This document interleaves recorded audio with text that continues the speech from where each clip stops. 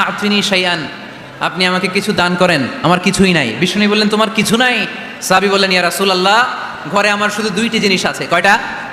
চিল্লায় বলেন, কয়টা? এক হচ্ছে একটা জামা, দুই হচ্ছে পানি খাওয়ার একটা জগ। বিষ্ণু বললেন, এই দুইটাই নিয়ে আস। বিশ্বনবীর কথা শুনে ওই সাহাবী ঘর থেকে জামা নিয়ে আসলেন, পানি খাওয়ার জগ নিয়ে আসলেন। বিশ্বনবী সাল্লাল্লাহু আলাইহি ওয়াসাল্লাম ওনার মোবারক হাত দিয়ে এক হাতে জামা ধরে আরেক হাতে পানির জগটা ধরে সাহাবীদের দিকে উদ্দেশ্য করে বললেন, মাইয়াশতারি হাদাইন, এই দুইটা জিনিস কেনার মতো কে কে আছে দেখি? কয়েকজন হাত তুললো। বিশ্বনবী বললেন, কত দিয়ে কিনবা? এক সাহাবী বলে, ইন্নী আশতারিহিমা বিদিরহাম, ও নবী, যদিও এগুলো আমার দরকার নাই, কিন্তু আপনি যেহেতু নিলামে ডাক তুলেছেন, ইয়া রাসূলুল্লাহ, ইয়া হাবিবাল্লাহ, আপনার সম্মানে আমি 1 দিরহাম দিয়ে দুইটা জিনিস কিনে নেব। 1 দিরহাম, একটা জামা, একটা পানি খাওয়ার জগ, দাম কত? 1 দিরহাম। বিশ্বনবী বললেন, না না, 1 দিরহাম তো অনেক কম হয়ে যায়, মাইয়াজিদু আলা যালিক, এর চেয়ে বেশি দামে কে কিনবা? আরেক সাহাবী হাত তুলে বলতে লাগলি, ইয়া রাসূলুল্লাহ, ইয়া হাবিবাল্লাহ, ওয়া ইন্নী আশতারিহিমা বিদিরহামাইন, আমি এই জামাটার পানি খাওয়ার জগটা 1 দিরহাম নয় 2 দিরহামের বিনিময়ে কিনতে চাই। বিষ্ণু সাল্লাল্লাহু আলাইহি ওয়াসাল্লাম ওই সাহাবাকে দিয়ে দিলেন। দিয়ে 2 দিরহাম নিয়ে যে লোকটা ভিক্ষা করতে এসেছিল তার হাতে 2 দিরহাম দিয়ে বললেন, যাও 1 দিরহাম দিয়ে ঘরে খাবার কিনে দিয়ে আসো, আরেক দিরহাম দিয়ে একটা কুঠার কিনে নিয়ে আসো। শুনতেছেন? কি কিনে নিয়ে আসো? কুঠার দিয়ে কি করে? গাছ কাটে। ওই সাহাবী কুঠার কিনে নিয়ে আসার পরে বিশ্বনবী নিজ হাতে কুঠারের মধ্যে একটা কাঠের হাতল লাগাই দিলেন। আল্লাহু আকবার! হাতল ছাড়া কুঠার ইউজ করা যাবে? বিশ্বনবী নিজ হাতে ওই কুঠারের ভেতরে একটা হাতল লাগাই দিলেন আর বললেন, লা উরিদু আন আরাকা 15 আইয়াম, এই কুঠার নিয়ে জঙ্গলে যাও, গায়ে অনেক শক্তি আছে, কাঠ কাটো, এই কাঠ কেটে বাজারে বিক্রি করো, সামনের 15 দিন যেন আমি আমার চোখের সামনে তোমার না দেখি। বিশ্বনবীর পরামর্শ অনুযায়ী কুঠার নিয়ে ওই সাহাবী জঙ্গলে চলে গেলেন। কাঠ কেটে বাজারে বিক্রি করতে করতে 15 দিন পরে 10 দিরহাম নিয়ে বিশ্বনবীর দরবারে হাজির হয়ে গেলেন। 10 দিরহাম নিয়ে বিশ্বনবীর কাছে হাজির হয়ে গেলেন। সাহাবী এসে বলল, ইয়া রাসূলুল্লাহ, এখন আর আমার ভিক্ষা করা লাগে না, আমার গায়ে অনেক শক্তি আল্লাহ দিয়েছে, আই এম ভেরি এনার্জেটিক, আপনার দেয়া বরকতের কুঠার দিয়ে আমি কাঠ কেটে কেটে স্বাবলম্বী হতে শুরু করেছি। সুবহানাল্লাহ পড়েন। আমি এখন 10 দিরহামের মালিক। বিশ্বনবী বললেন, লা আইয়াহতাতিবা আহাদুকুম হুজমাতান আলা যাহরিহি খায়রুম মিন আইয়াসআলা শাইআন ফায়ু'তিয়াহু আও ইয়ামনাহু, যাদের গায়ে শক্তি আছে তারা ভিক্ষা না করে কাঠ কেটে পিঠে সেই বোঝা নিয়ে বাজারে বিক্রি করা অনেক ভালো, কারণ কারো কাছে যদি তুমি হাত পাতো সে দিতেও পারে, নাও দিতে পারে, আর কষ্ট করলে কষ্ট কোনোদিন বৃথা যায় না। চিল্লায় বলেন ঠিক কিনা? বিষ্ণু ঈসা ইসলামের অনুপ্রেরণায় এই সাহাবা অল্প কিছুদিনের ব্যবধানে স্বাবলম্বী হয়ে গেলেন। What is the moral of the story? বিশ্বনবীর এই প্রফেটিক স্টোরি থেকে আমাদের কি শিক্ষা? লেসন নাম্বার 1, বিশ্বনবী চাইলেই ওই 2 দিরহাম দিয়ে বলতে পারতো, যাও খাবার দাবার কিনে ফ্যামিলিতে দিয়ে আসো। সে ওই 2 দিরহাম নিয়ে খাবার দাবার কিনে ফ্যামিলিকে খাইয়ে রাত্রে আবার ভিক্ষায় নামতো। কথা কন, রাত্রে কি করতো? ভিক্ষায় নামতো। বিষ্ণু ঈসা ইসলাম তাকে কাজ করে খাওয়ার জন্য উৎসাহ দিলেন। পাশাপাশি বিষ্ণু ঈসা ইসলাম পার্মানেন্ট সলিউশন দিলেন। এজন্য পার্মানেন্ট সলিউশনের ব্যবস্থা করতে হবে। অনেকে আমরা যাকাত দেই, যাকাতের শাড়ি দেই, যাকাতের লুঙ্গি দেই, আছে না নাই? লক্ষ্মীপুরে এরকম দেয় নাকি? কি দেয়? হ্যাঁ, গাড়ি দেয়, শাড়ি না। যাকাতের শাড়ি, যাকাতের লুঙ্গি বলতে কোনো কথা ইসলামে নাই। এগুলো খুব কম দামি শাড়ি, যাদেরকে এগুলো দেওয়া হয় তাদেরকে অপমান করা হয়, ঠিক কিনা? আল্লাহ বলেছেন, ওয়ালাকাদ কাররামনা বানি আদম, I have dignified the status of the sons of Adam, আমি আদমের সব সন্তানদেরকে সম্মানিত করেছি। সুবহানাল্লাহ পড়েন। আপনাদের চেয়ে সম্মানিত কেউ আছে? মানুষের চেয়ে সম্মানিত গোটা বিশ্বে আর কোনো মাখলুকাত আছে? নাই। এজন্য যাকাতের শাড়ি দেওয়া যাবে না, যাকাতের লুঙ্গি দেওয়া যাবে না। যাকাতের শাড়ি আপনারা দেখছেন, এটারে একবার ধোয়ার পরে দ্বিতীয়বার পরা যায় না। মশারি কি পাতলা, এর চেয়েও পাতলা। এই জন্য জাকাতের শাড়ি, জাকাতের লুঙ্গি বলতে ইসলামে কোনো পরিভাষা নেই। আপনাকে স্বাবলম্বী করে দেওয়ার চেষ্টা করতে হবে। যারা লক্ষ্মীপুর জেলায় বিজনেস ম্যাগনেট আছেন, তারা একসাথে হয়ে একটা স্ট্রং জাকাত ম্যানেজমেন্ট প্ল্যাটফর্ম করতে পারেন, যেখান থেকে আপনারা বিভিন্ন থানায়, বিভিন্ন গ্রামে বাছাই করে করে কিছু ভাইদেরকে জাকাত দিতে পারেন স্বাবলম্বী করার উদ্দেশ্যে। যেই ফ্যামিলিকে আছে, কি নাম এটার? পল্লী উন্নয়ন ক্লাব। মাশাআল্লাহ, জাকাত ফান্ড দিয়ে বিদেশে লোক পাঠায়। এর চেয়ে সুন্দর পদ্ধতিতে জাকাত বিতরণ আর হতে পারে? যেই লোকটাকে, যেই ছেলেটাকে বিদেশে পাঠানো হয়েছে, ওই ফ্যামিলিটা আর কোনোদিন জাকাতের শাড়ি নেওয়ার জন্য লাইনে দাঁড়াবে? যেই ছেলেটাকে ওনারা অস্ট্রেলিয়ান গাভী কিনে দিছে, দুধ বিক্রি করে যেই ফ্যামিলিটা স্বাবলম্বী হতে শুরু করেছে, তারা আর কোনোদিন জাকাতের লাইনে যেয়ে দাঁড়াবে না। এজন্য জাকাত দিতে হবে স্বাবলম্বী করার জন্য। ইসলাম আমাদেরকে এটাই শিখিয়েছে, কাজ করে খেতে হবে। কাজে লজ্জা নেই, লজ্জা হচ্ছে অলসতায়। লজ্জা কিসে? আজকের আলোচনা থেকে এটা মুখস্থ করে নিতে হবে। কাজে লজ্জা নেই। লক্ষ্মীপুরের ইয়াংস্টারেরা শ্রমে লজ্জা নেই, পরিশ্রমে লজ্জা নেই, লজ্জা অলসতায়। লজ্জা কিসে? আরো জোরে। নবীরা কি এমনি এমনি বসে বসে খাইছে? কঠিন পরিস্থিতিতেও নবীরা পরিশ্রম করে উপার্জন করা লেগেছে, ঠিক কিনা? সাইয়েদনা মারিয়াম আলাইহিস সালাম, যার নামে আল্লাহ তাআলা কোরআনে একটা সূরা দিলেন, উনি পৃথিবীতে এমন একজন মহিয়সী নারী, যেই নারীর গর্ভে, যেই নারীর পেটের ভেতরে স্বামীর স্পর্শ ছাড়া সন্তান দিয়েছে কে? সাইয়েদনা ঈসা আলাইহিস সালাম পেটে আসলেন। মারিয়াম আলাইহিস সালাম লজ্জা পেলেন। হায় হায়, কেমন করে এলাকাবাসীদের কাছে আমি আমার মুখ দেখাবো? বিয়ে করি নাই, স্বামী নাই, বিয়ে হয় নাই, স্বামী নাই, কিন্তু পেটে সন্তান চলে এসেছে। হায় হায়, এলাকায় কেমনে মুখ দেখাবো? লজ্জায় পড়ে মারিয়াম আলাইহিস সালাম এলাকা থেকে চলে গেলেন। কি অবাক করে কাণ্ড! বাচ্চা ভূমিষ্ঠ হওয়ার জন্য, বড় হওয়ার জন্য 6 মাস 7 মাস লাগে নাই, পেটে বাচ্চা আসার সাথে সাথে বাচ্চাটারে বড় করে দিয়েছে কে? সাইয়েদাতুনা মারিয়াম আলাইহিস সালাম এবার বসে পড়লেন, বুঝতে আরম্ভ করলেন প্রেগন্যান্সির পেইন উঠেছে। হঠাৎ করে পেট থেকে বাচ্চা ভূমিষ্ঠ হয়ে যাওয়ার পরে উনি কাঁপতে আরম্ভ করলেন। ক্ষুধার চোটে খাবার কিছু নাই, সামনে ঝরনা, উপরে একটা খেজুর গাছ। সাইয়েদনা ঈসা আলাইহিস সালামকে কোলে নিয়ে মারিয়াম আলাইহিস সালাম মনে মনে ভাবে, হায় রে, কেউ যদি একটু খেজুর পেড়ে দিত, এই ক্ষুধার মুহূর্তে আমি খেজুর খেয়ে পেটের ক্ষুধা নিবারণ করতাম। রব্বুল আলামিন মারিয়ামকে উদ্দেশ্য করে আয়াত নাজিল করে দিলেন, ওয়া হুজ্জি ইলাইকি বিজিযইন নাখলাতি তুসাকিত আলাইকি রতবান জানিয়া। কোরআন সাক্ষী, হুজ্জি ইলাইকি বিজিযইন নাখলা, এর মানে হচ্ছে মারিয়াম, কেউ পেড়ে দিবে না, একটু কষ্ট করে হাতটা উঁচু করে খেজুরের ডালা ধরে ঝাঁকুনি মারো, টসটসে কাঁচা পাকা খেজুর নিচের দিকে পড়বে, তারপর তুমি তুলে খাবে। সুবহানাল্লাহ পড়েন। আল্লাহ চাইলে অটোমেটিক্যালি কারামাত হিসেবে খেজুরগুলো নিচে ফেলতে পারতেন না? কথা কোন? খেজুরগুলো অটোমেটিক্যালি নিচের দিকে পড়ছে? পড়ে নাই। আল্লাহ শিক্ষা দিয়েছে, যেই পরিস্থিতিতে থাকো না কেন, তোমাকে শ্রম ব্যয় করে, কষ্ট করে তোমার উপার্জন করতে হবে, রিজিকের বন্দোবস্ত করতে হবে। চিল্লায় বলেন ঠিক কিনা? ইসলাম আমাদেরকে এটাই শিখিয়েছে, কাজে লজ্জা নাই। আবার বিশ্বনবী বললেন, ইন খামাতিস সাআ ওয়া ফি ইয়াদি আহাদিকুম ফাসিলাতুন, তোমাদের কারো হাতে যদি একটা চারা বীজ থাকে, সে যদি দেখে কিয়ামত হতে শুরু করেছে, ফাইন ইসতাতাআ আন ইয়াগরিসাহা ক্বাবলা আন তাকুমাস সাআ ফালইয়াগরিসহা, কারো হাতে একটা চারা বীজ নিয়ত করেছে, চারা বীজটা রোপণ করবে, ইন দ্য মিন টাইম দেখলো কিয়ামত হতে শুরু করেছে, বিশ্বনবী বললেন, যদি তোমার সুযোগ থাকে কিয়ামত হওয়ার আগে চারা বীজটা রোপণ করে দাও। কথা বুঝতে পেরেছেন? আপনার হাতে একটা চারা বীজ, আপনি প্ল্যান করেছেন এই চারা বীজটা রোপণ করবেন, ইন দ্য মিন টাইম দেখলেন কি হওয়া শুরু হয়েছে? ইযা জুলজিলাতিল আরদু জিলজালাহা, দ্য বিগেস্ট আর্থকোয়েক, ভূমিকম্প শুরু হয়েছে, কিয়ামত হয়ে যাবে। বিশ্বনবী বললেন, কিয়ামত হইতেছে ওদিকে, আর তোমার হাতে যদি চারা বীজ থাকে, দেরি করো না, কিয়ামত তোমার কাছ পর্যন্ত আসার আগে সুযোগ পেলে চারা বীজটা রোপণ করে দাও। ইসলাম শিখিয়েছে শেষ নিঃশ্বাস পর্যন্ত তোমাকে লড়ে যেতে হবে। এই পৃথিবীতে কেউ কাউকে জায়গা করে দেয় না, জায়গা করে নিতে হয়। এই পৃথিবীটা, the life is not a bed of roses, এটা ফুল বিছানো কোনো ফুলসজ্জা নয়, এটা কণ্টকাকীর্ণ। কেউ আপনার স্পেস করে দিবে না, কেউ আপনাকে সুযোগ করে দিবে না, কেউ আপনার জায়গা করে দিবে না, বরং আপনি জায়গা করে নিলে টাইনা নিচে নামাবে। কথা বলেন। এজন্য কখনো অলসতাকে স্থান দেয়া যাবে। রসুল বাত্তালি দুক্কানু শয়তান, অলস মস্তিষ্ক শয়তানের আড্ডা। অলস যদি কেউ থাকে, এটাতে টেনে বেঁধে কাজে নামাবেন, পারা যাবে? আলহামদুলিল্লাহ, লক্ষ্মীপুরে এরকম অলস ছেলে পেলে নাই আছে। আমরা আজকে অলসতাকে নো বলে যাবো মাহফিল থেকে। অলসতাকে আমরা কি বলবো?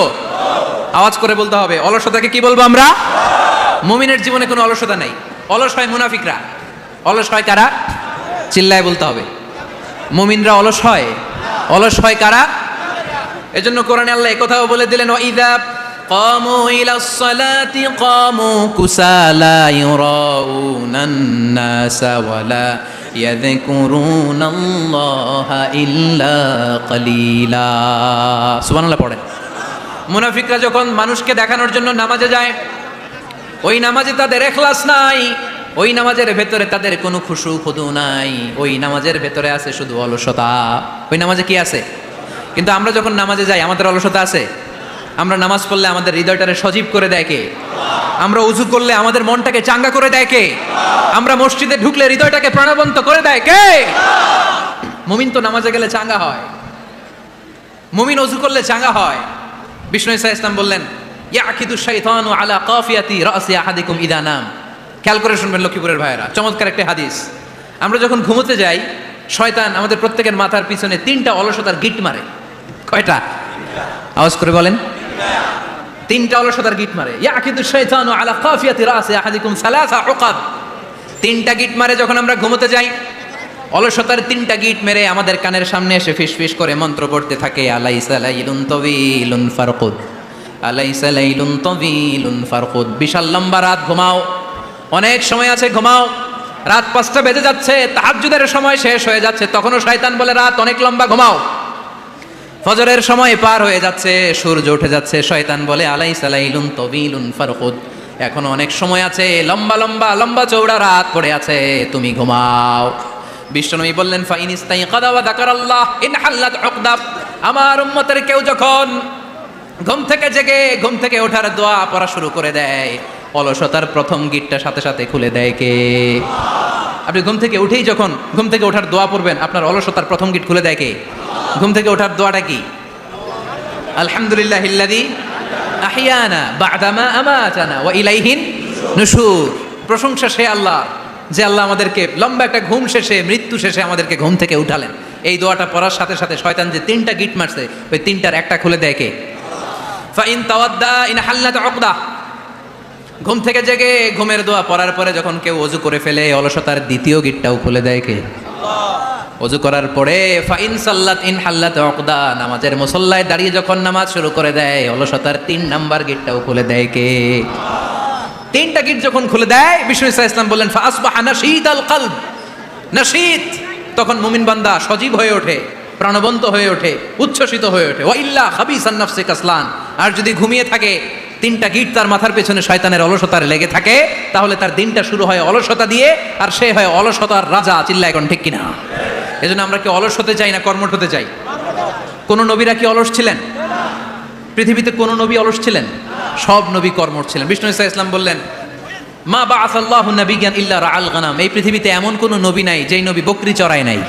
কি চড়ায় নাই? বকরিরে আপনারা লক্ষ্মীপুরের ভাষা কি বলেন? কি বলেন? ছাগল। তো পৃথিবীতে এমন কোন নবী নাই যেই নবী কি চড়ায় নাই? ছাগল চড়ায় নাই। সাহাবারা বললেন, ইয়া রাসূলুল্লাহ আনতা কাযালিক, আপনিও ছাগল চড়াইছেন? বিষ্ণু ঈসা ইসলাম বললেন, না, আমিও ছাগল চড়িয়েছি। ওয়া ইন্নী আরআহা আলা কারারাইতি আহলি মক্কা, আমি তো মক্কাবাসীদের অল্প কিছু পয়সার বিনিময়ে তাদের ছাগলগুলোকে চড়িয়ে দিতাম। সুবহানাল্লাহ পড়বেন না? বিষ্ণু ঈসা ইসলাম ছাগল চড়াতেন। ছাগল চড়ানো সহজ কাজ না কঠিন কাজ? কেন কঠিন এটা? হ্যাঁ, টেরা খুঁটি মারে। হ্যাঁ, তো ছাগল যারা পালে তারা জানে ছাগল পালা কত কষ্ট। ওরে ডানে টান দিলেও কই যায়? রশি ধরে বায়ে টান দিলে কই যায়? সামনে টানলে কই যায়? পিছনে টানলে কই যায়? সারা সপ্তাহ আপনি সময় পান না এটার গোসল করাবেন। ভাবলেন আজকে জুমার দিন আমিও গোসল করি, এটারও গোসল করাই। এটারে আপনি পুকুর ঘাটে নিবেন, টান দিয়েছেন, ওর বাপের কিরা, ও 1 ইঞ্চিও সামনে যাবে না। ঠিক কি না? এই টেরা প্রাণী আল্লাহর কি মহিমা! আল্লাহ তাআলা পৃথিবীর সবচেয়ে শ্রেষ্ঠতম মানুষদেরকে ছাগল চড়িয়ে ছেড়েছেন। ঠিক কি না? মা বাআসাল্লাহু নাবিয়্যান ইল্লা রাআল গানাম। এই পৃথিবীতে এমন কোন নবী ছিল না যে নবীরা ছাগল চড়ায় নাই। আল্লাহ বুঝাতে চাইলেন, ছাগল চড়ানো অনেক কষ্টের কাজ, অনেক ধৈর্যের প্রয়োজন। এখন নবীরা তোমরা ছাগল চড়াও, কিছুদিন পর ছাগলের চেয়েও টেরা জাতি মানুষ চড়াইতে হবে। মানুষের মধ্যেও টেরা আছে না নাই? ভালো বললে ভালোটা বুঝে না, ডানে যেতে গেলে বায়ে যায়, বায়ে যেতে বললে ডাইনে যায়, এরকম আছে না নাই? সম্মানিত ভাইয়েরা, সমস্ত আম্বিয়া আলাইহিমুস সালাম ওনারা কর্মঠ ছিলেন। সাইয়েদনা আদম আলাইহিস সালাম নিজ হাতে চারা গাছ রোপণ করে চাষাবাদের কাজ করেছেন। সুবহানাল্লাহ পড়েন। সাইয়েদনা ইব্রাহিম আলাইহিস সালাম চাষাবাদের কাজ করেছেন। সাইয়েদনা দাউদ আলাইহিস সালাম নিজ হাতে যুদ্ধের জন্য যে পোশাক পরতে হয়, যেটা পরলে গায়ের মধ্যে ছুরি মারলেও ঢুকে না, ওই শিরস্ত্রাণ বানিয়েছেন, নিজ হাতে তলোয়ার বানিয়েছেন। সুবহানাল্লাহ পড়েন। সাইয়েদনা মূসা আলাইহিস সালাম ছাগল চড়িয়েছেন। সাইয়েদনা মূসা আলাইহিস সালামের মেজাজ নরম না গরম? নবীদের মধ্যে সবচাইতে বেশি মেজাজওয়ালা নবী ছিলেন মূসা আলাইহিস সালাম। উনিও 8 থেকে 10 বছর সাইয়েদনা শুআয়ব আলাইহিস সালামের এরিয়াতে ছাগল চড়িয়েছেন। চিল্লায় বলেন সুবহানাল্লাহ। এজন্য নবীরা যেহেতু কাজ করেছেন, কর্মঠ ছিলেন, আমরাও কর্মঠ হব। ঠিক কি না? সাহাবারাও কর্মঠ ছিলেন, বিশ্বনবীর সাহাবারাও ব্যবসা করতেন। সাইয়েদনা আবু বকরের বিশাল ব্যবসা প্রতিষ্ঠান ছিল। সুবহানাল্লাহ পড়ে। আপনারা হজ উমরা করেছেন কে কে দেখি? করছেন? মাশাআল্লাহ। যারা করে নাই আল্লাহ তাদেরকে আল্লাহর ঘর জিয়ারতের তুমি নসিব করো। আমিন। বিশ্বনবীর মাকবারার সামনে দাঁড়িয়ে আমরা যেন সালাম পেশ করতে পারি, তুমি নসিব করো। আমিন। বাইতুল্লাহ শরীফে এবং মসজিদ নববীতে আমরা যেন সালাত আদায় করতে পারি, আল্লাহ তুমি নসিব করো। আমিন। সাইয়েদনা আবু বকর রাদিয়াল্লাহু তাআলা আনহুর ব্যবসা প্রতিষ্ঠান ছিল মক্কার কাবা ঘরের পাশেই। ওনার ব্যবসা প্রতিষ্ঠানগুলো যেখানে ছিল ঠিক ওইখানেই সৌদি সরকার এখন শপিং মল বানিয়ে দিয়েছে, মাতজার আবু বকর। মক্কা শহরের যেখানে বহিরাগতরা এসে ওখানে ছাগল, ওখানে ঘোড়া, উট এগুলো রাখতো, আস্তাবল রাখতো, ঘোড়ার উট যেখানে রাখা হতো ঠিক ওই জায়গায় সৌদি সরকার ওটার পার্কিং লট বানাই দিচ্ছে। মানে যেখানে আগে সাহাবাদের ব্যবসার জায়গা ওইখানে বর্তমানে শপিং মল। যেখানে আগের সময়কাল সাহাবারা উট আর ঘোড়া রেখে বাঁধতো ওইখানে এখন গাড়ি ঘোড়া রাখার ব্যবস্থা করা হয়েছে। সাইয়েদনা আবু বকর অনেক বড় ব্যবসায়ী ছিলেন। ওনার নিজ টাকা দিয়ে হাবাসা থেকে আসা সাইয়েদনা বেলালকে তিনি 20,000 স্বর্ণ মুদ্রা দিয়ে উমাইয়া ইবনে খালাফের কবল থেকে তিনি মুক্ত করেছেন। সাইয়েদনা উসমান যুন্নুরাইন বড় ব্যবসায়ী ছিলেন। নিজের টাকা দিয়ে মদিনার মুসলমানেরা পানি খেতে পারে না, বিইরে রুমা নামে একটা কুয়া ছিল, এই কুয়ার মালিক ছিল ইহুদি। মুসলমানেরা পানি খেতে গেলে এসে বকা দিত, পানি খেতে দিত না। বিশ্বনবী বললেন আমার সাহাবীদের মধ্যে এমন কি কেউ নাই নিজের অর্থায়নে বিইরে রুমা কিনে মুসলমানদেরকে দিয়ে দিবে? সাইয়েদনা উসমান যুন্নুরাইন বলল ইয়া রাসূলুল্লাহ আপনার খেদমতে আমি হাজির। মুহূর্তের মধ্যে সাইয়েদনা উসমান যুন্নুরাইন নিজের অর্থায়নে বিইরে রুমাটা কিনে মুসলমানদের জন্য সদকা করে দিয়েছে। তো ব্যবসা না করলে, কর্মঠ না হলে, উপার্জন না হলে সদকা করা যাবে? চিল্লায় বলেন করা যাবে? সুনানে তিরমিজির বর্ণনা, বিষ্ণু ঈসা ইসলাম মক্কা থেকে যত সাহাবারা হিজরত করে মদিনায় এসেছে, মদিনাতে কোনো না কোনো সাহাবার সাথে বিশ্বনবী ভ্রাতৃত্বের বন্ধনে আবদ্ধ করে দিয়েছে। সুবহানাল্লাহ পড়েন। এজন্য মক্কা থেকে যারা এসেছে এদেরকে বলে মুহাজির, এদেরকে কি বলে? আর মদিনায় যারা ছিল এদেরকে বলে আনসার, এদেরকে কি বলে? আওয়াজ করে উত্তর দিবেন। মক্কা থেকে যারা এসেছে তাদের নাম মুহাজির, আর যারা মদিনার সাহাবী তাদের নাম আনসার।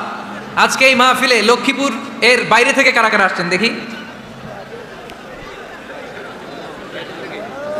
মাশাআল্লাহ মাশাআল্লাহ, অনেক আসছে। আল্লাহ ভাইদেরকে তুমি কবুল করো, হাত নামান। এই যে লক্ষ্মীপুরের বাইরে থেকে যে ভাইরা আসছে তারা লক্ষ্মীপুরের মেহমান, ঠিক কিনা? মক্কা থেকে হিজরত করে যে সমস্ত সাহাবারা এসেছিল তারা ছিল মদিনার মেহমান। বিশ্বনবী এক এক মক্কার সাহাবীকে মদিনার এক এক সাহাবীর সাথে ভ্রাতৃত্বের বন্ধনে আবদ্ধ করে দিলেন। আব্দুর রহমান ইবনে আউফ রাদিয়াল্লাহু তাআলা আনহু, ওনার সাথে ভ্রাতৃত্বের বন্ধনে যে সাহাবীকে বিশ্বনবী আবদ্ধ করে দিলেন ওনার নাম হচ্ছে সাদ ইবনে রাবিয়া। কি নাম? মদিনার অনেক বড় ব্যবসায়ী। বিশ্বনবী বললেন ও আব্দুর রহমান ইবনে আউফ, সম্পদ ছেড়ে দিয়ে, পরিবার ছেড়ে দিয়ে, স্থাবর অস্থাবর সব ছেড়ে দিয়ে আল্লাহ রাসূলের ভালোবাসায় মক্কা থেকে মদিনায় এসেছো।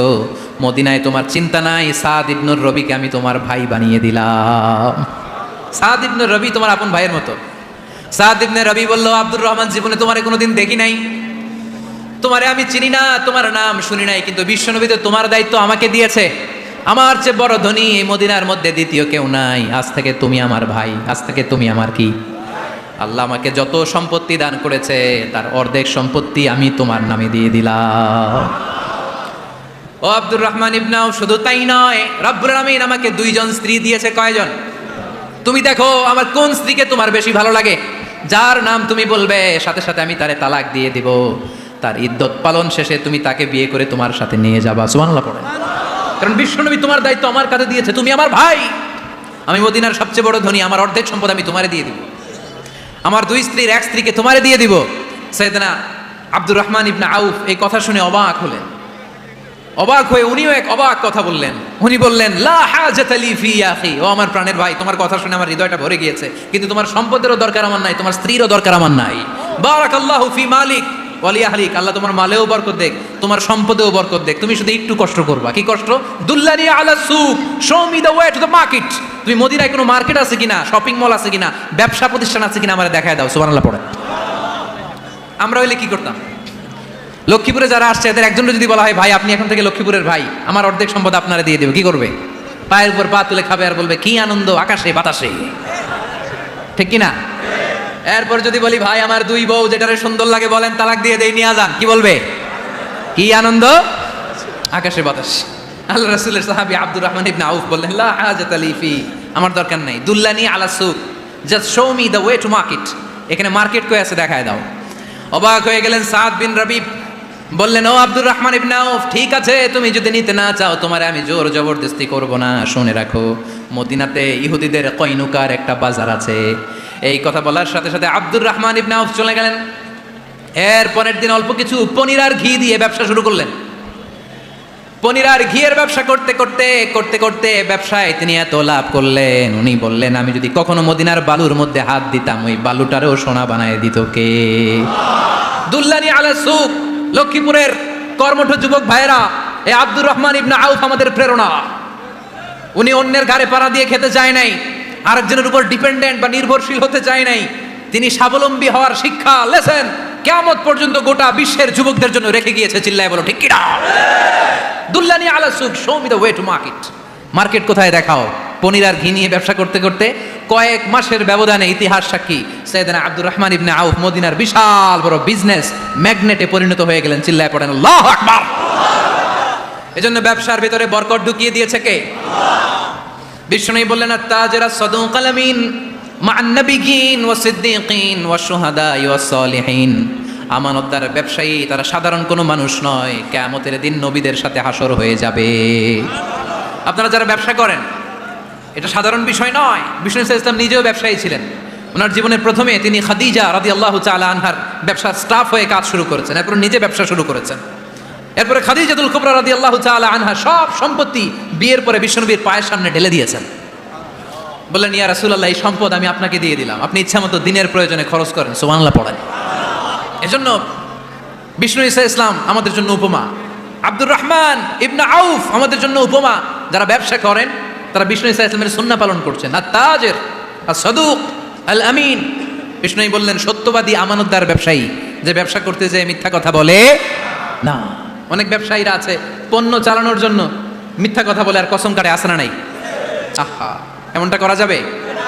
সকালবেলা স্ত্রীরে বলে, এই গরুগুলা বিক্রি করবো, তুই একটা দাম কত কমো? স্ত্রীরে শিখাই দিচ্ছে, এই গরুর দাম তুই 40,000। তো বউ বলে, ঠিক আছে, দাম কইলাম 40,000। চায়ের পরে বাজারে যখন গরু বিক্রি করতে যায়, একজন যখন বলে যে ভাই এটা 30,000 টাকা দিয়ে কিনবো, ভাই আল্লাহর কসম সকালে একজন 40,000 দাম কইছে, আমি দেই নাই। আছে না নাই? কৌশল করে। বউরে শিখাইছে সকালে, কই তুই দাম কর 40,000। তো বাজারে যায়, সকালে একজন দাম করছে, দাম করে কইছে 40,000 দেই নাই, আপনার 30,000 কেমনে দেই?